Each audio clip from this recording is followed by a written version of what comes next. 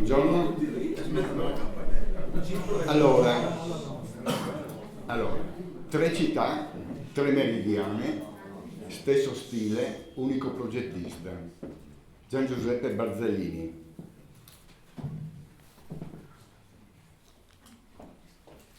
Le tre città sono ovviamente Gorizia, Cividale del Friuli e Venzone. Gorizia bagnata dall'Isonzo, Cividale del Friuli dal Natisone e Venzone praticamente dal tagliamento. All'altezza di Venzone, nell'ultima glaciazione, era l'ultimo ghiacciaio tilaventino.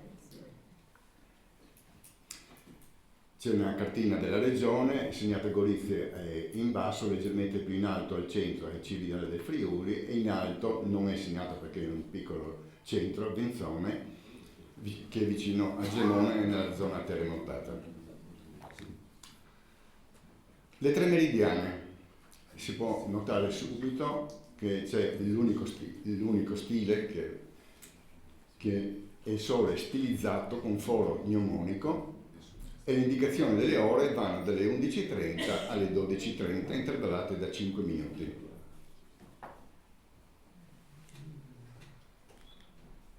Io parlerò naturalmente della meridiana di Gorizia, in quanto delle meridiane di Cividale e di Venzone ne ha parlato sia Milian Causo negli atti orologi solari numero 6 del dicembre del 2014 e Igna Visentin negli atti del 21esimo seminario di Valdobbiadene, per cui resto su quella di Gorizia. Innanzitutto vediamo chi è Barzellini. Non è un semplice gnomonista, ma è uno scienziato non profeta in patria, come spesso accade. Io ho ristretto i suoi studi, coltivò studi di gnomonica, astronomia, matematica, meteorologia, che lo resero una delle figure più illustri della cultura del Settecento. Ebbe un nutrito epistolare con numerosi scienziati stranieri, soprattutto d'Oltralpe, sempre anche addirittura con Gauss, eccetera. Era un grande matematico, tra l'altro. Nacque qui vicino a 17 km nella cittadina di Cormons il 17 febbraio del 1730 e morì a Gorizia il 7 marzo 1804.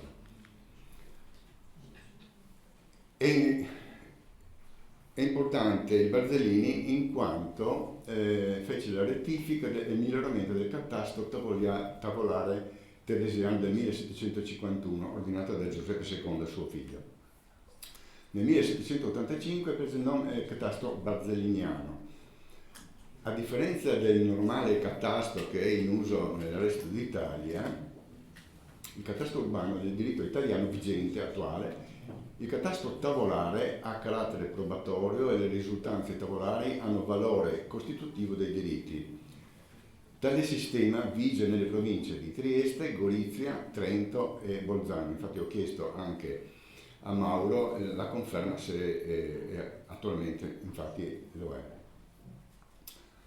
E anche in alcuni comuni del Veneto, praticamente quelli che erano sotto l'Austria al tempo della Prima Guerra Mondiale. Vediamo cosa dice di se stesso. Questo è raccolto di parte di una lettera scritta a un suo collega. Questo è il Barzellini che scrive: a forza solo di libri e di quella gagliardissima passione predominante che sin da fanciullo ebbi per le matematiche, ho fatto qualche profitto nell'algebra, nella geometria, nell'ottica, nella gnomonica e nell'astronomia, essendo giunto a fare dei canocchiali, dei microscopi d'ogni sorta e d'oriuoli solari, dei calcoli di eclissi. Fece delle tavole, praticamente delle effemeridi per Gorizia, non solamente per Gorizia ma anche per altre città dell'impero, con problemi per risolvere il problema dell'orario per la trasformazione delle ore astronomiche a quelle italiche che era in uso al confine dell'Austria, quindi siamo nella zona del Friuli dove si adottava ancora le ore italiche, a quell'epoca ovviamente, no? E poi fece una tavola anche del sistema planetario. È importante, desta interesse, si possono riscontrare i parametri dei pianeti espressi in leghe e distanze in miglia.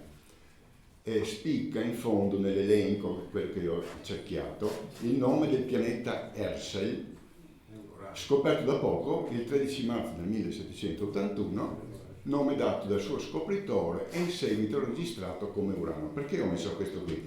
Perché questa data la vedremo alla fine. Nella sua biblioteca c'è un quaderno chiamato del Cappuccino in cui sono appunto i disegni mnemonici sparsi tra i testi delle varie predie di questo Cappuccino. E qui ho praticamente una quarantina di secondi, ho fatto lo sviluppo di una meridiana come si usava metodo grafico allora. Quindi dal punto B che parte dallo stilo, si misura la distanza in A, si determina sulla parete la declinazione mediante il cerchio indiano posto alla parete, come ha esposto Gunnell sui disegni.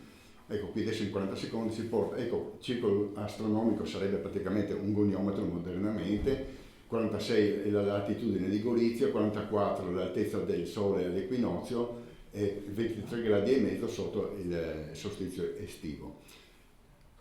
Appunto tirando poi delle linee con questo metodo che poi si trova dappertutto questi quaderni di cappuccini, sacerdoti, parroci che avevano appunto sviluppato questi metodi per fare le meridiane. Qui l'ho fatto in 40 secondi giusto per... Arriviamo alla meridiana del Barzellini. Allora, questo è il Duomo, una foto d'epoca, si vede in alto Gerz in tedesco, cioè in italiano è Gorizia, in Gerz è in tedesco. Si può notare praticamente l'ombra dell'ognomone qui, naturalmente in bianco e nero per sbiadiva, eccetera. E naturalmente durante la prima guerra mondiale il Duomo venne bombardato, rimase per fortuna la parete laterale esposta a sud-est dove c'è la meridiana del Barzellini e la parete opposta. Poi una frettolosa imbiancatura fatto sparire tutto. Ci fu un restauro nel 1929 di un appassionato di mnemonica e poi è sparito tutto.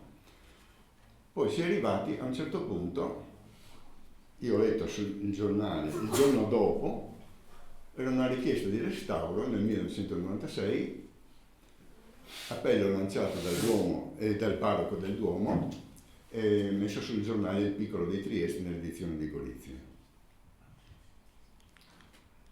Cosa c'entra questo? Allora, nel 1997, quando feci appunto il restauro della Meridiana, ero alle prime armi e in alto a sinistra era la prima mia meridiana ufficiale, diciamo così, che fatta a un 20 km qui a Giassico, il paese dell'imperatore. Infatti si vede anche una linea diurna del 18 agosto, perché è il genetliaco dell'imperatore Francesco Giuseppe.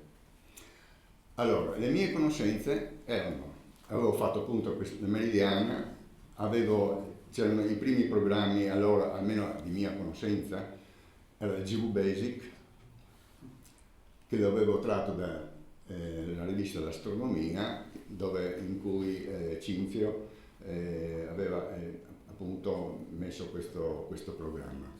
Quindi la mia conoscenza era, diciamo, piuttosto limitata e quando lessi appunto il discorso di questa richiesta del parroco, ho detto, c'era senz'altro qualcuno che si sarà presentato, comunque vado lo stesso, vediamo, almeno per avere una conoscenza maggiore, insomma, da un esperto, no?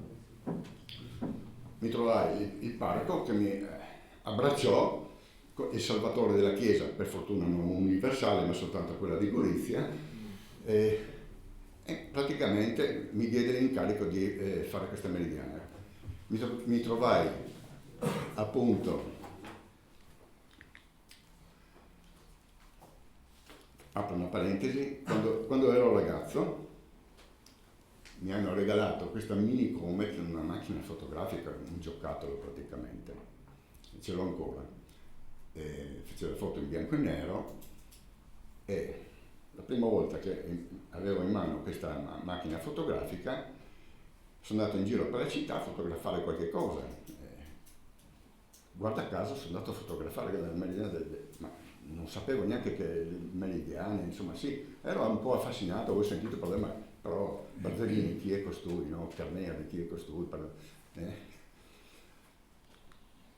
e fotografai, ecco, quello che avevo ottenuto, poi ingrandendo, e queste erano le linee orarie del Barzellini. Ma io non sapevo che c'erano intervalli di 5 minuti in 5 minuti, non conoscevo quella di Benzone, non conoscevo nessun mnemonista di quei presenti, per cui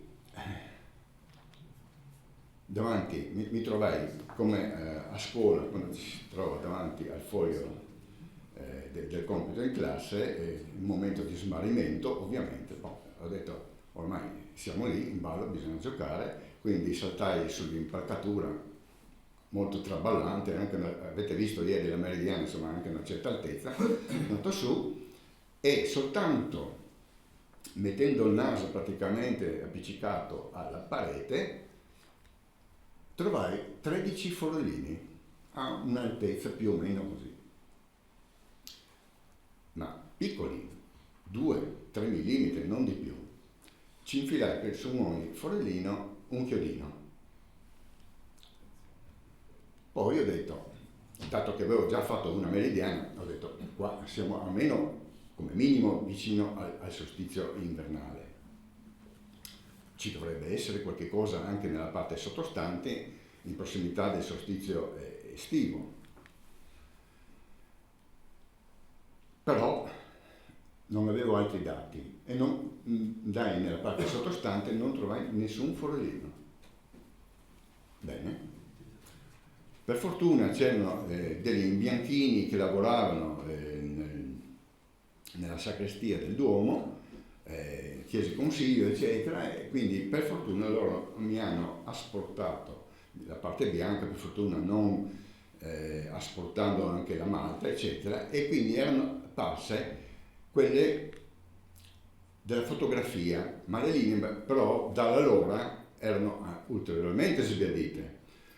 Però, sbiancando la parete bianca, trovai